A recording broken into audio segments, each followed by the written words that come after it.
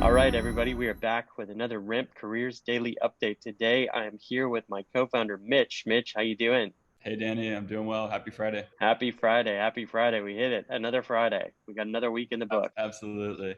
All right, so we want to continue on our discussion on how to answer interview questions that will come up on every single interview. And this is one that we've saved this one for the end because it's kind of a crescendo. You are guaranteed to get this one on every single interview you have. It is the question, tell me about yourself. So I know we were speaking before the session and you had a framework on how to answer this question. Do you want to tell our audience on what your thoughts are there? Absolutely. So this is going to be the first question that you're going to get in any interview, right? You're going to lead with this because the person that you're talking to doesn't know you at all. So it's a great icebreaker to understand you as a person. My general advice, or how I like to generally approach this, is into three main parts, right? So there's past, present, future. So tell me a little bit about yourself as a human, who you are, where you grew up, what you do for fun, whatever that is. Tell me about what you want to do now, why you're applying for this role, where do you see yourself in the next 3 to 6 months, next year, and then tell me about what do you want to do long term? What are your kind of dreams, hopes, visions? And we can go into an example of that. But before we get into details here, it's so critical to have this answer nailed. It's so critical to have this answer nailed. I should be able to stop you dead in the street, ask you, tell me about yourself,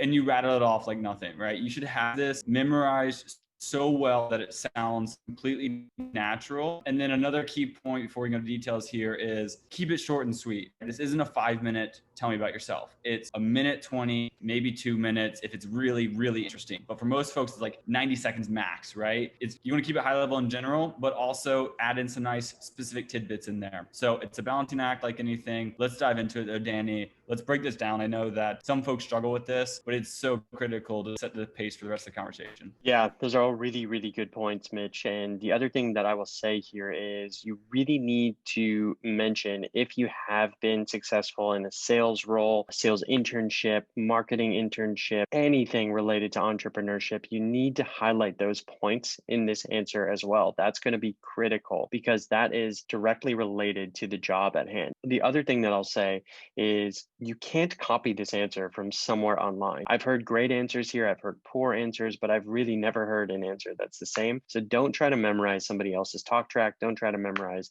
anything you read online. And a few last key points. One, be genuine. Speak to who you are as a person and where you are going. And then be present in the moment. And lastly, be very passionate. You don't have to be extremely over the top enthusiastic. Don't have to fake it, but be passionate because it's your story. So you should be the one that can really sell yourself here. The gut check that they're really looking for when they ask it is, can you pitch yourself? Are you able to sell yourself to them as not only a person, but as a great employee of the company? Yeah, exactly right, Danny. And so let's break it down. Let's start at the beginning with the past part of this story, right? And I'll just give you my example, right? Hey, Danny, great to meet you. Thanks for having me here today. A little bit about myself. I grew up in North Carolina. I moved to San Francisco about 4 years ago when I recently graduated from the University of North Carolina with a degree in business. I come from a family of entrepreneurs, which is why I'm really excited about getting into sales to start my business career. And then we can go into this second part of this, right? Which is, what are you excited about now, right? But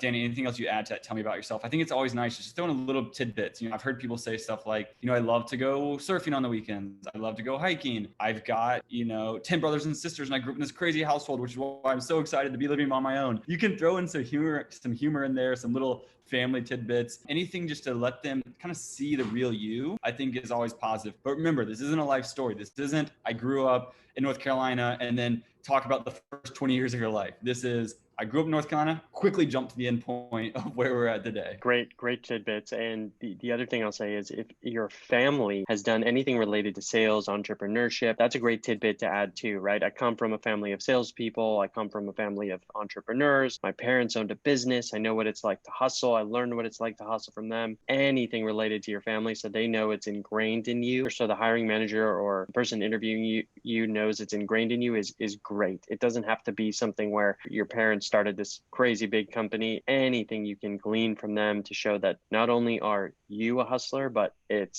something you grew up around and something you want to emulate, even better. But yeah, you're right. Short, to the point, tidbits. Exactly. So then the middle part here is all about what do you want to do now? Why are we even speaking? And with that piece, I always like to kick it off, or I like to transition into, what I'm looking for in my, first job, or what I'm looking for in my next career move is, X, Y, and Z role. So what I'm looking for is an SDR role where I can be surrounded by motivated, hungry individuals where I can learn and grow in my own career or in my own profession. Because what I'm trying to do is eventually run my own company. What I'm trying to do is, be a VP of sales one day. What I'm trying to do is X, Y, and Z, paint that future vision now. And that's about it, right? Like it's all of maybe 60, 90 seconds. It's short, sweet. It kind of just paints a timeline for them so they understand this was Mitch, this is Mitch, this is where Mitch wants to go. And that will start to generate more questions for them. Good point. The last thing I'll say on kind of the framework is for every point, whether it's past, present, or future, you should have examples that really demonstrate to the hiring manager who you are and why they should hire you. I'll give one example, though we've said a few times not to copy these verbatim.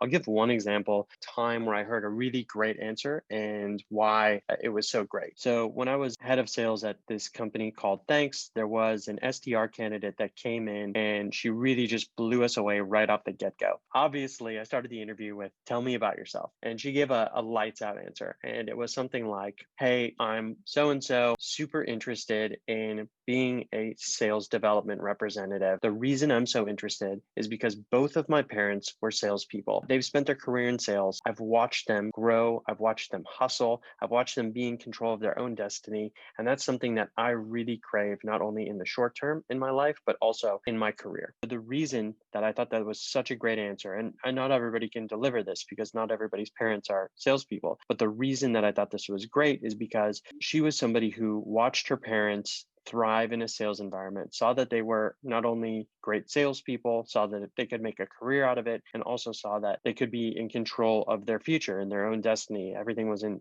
in their control, and she wanted to emulate that. So it was a really impactful answer, and it not only solidified right off the bat that she was somebody I could trust, but it was somebody that I could put in a position to succeed and would want to grow within the sales organization. Exactly, right. And the whole key there, she made it personal to her, right? Her story, her background. I think it's worth repeating. We said it earlier, but you don't have to have a sales background. You don't have to have parents that were in sales. The point is to make it personal to you. So, when I was graduating college, I knew nothing about sales. I didn't know what sales was. I stumbled into it, but I was an athlete, and that was my whole life prior to graduating college was athletics for 18 years. That's all I talked about. I was looking for a team environment. I was looking for, to be surrounded by hungry, motivated, dedicated individuals to improve every single day. And that is also what being part of a sales team is like. So there's always something that you can pull out your own personal background, your own personal story, and relate it back to whatever career you're going into. So spend the time to craft this, to nail it, to memorize it, to rehearse it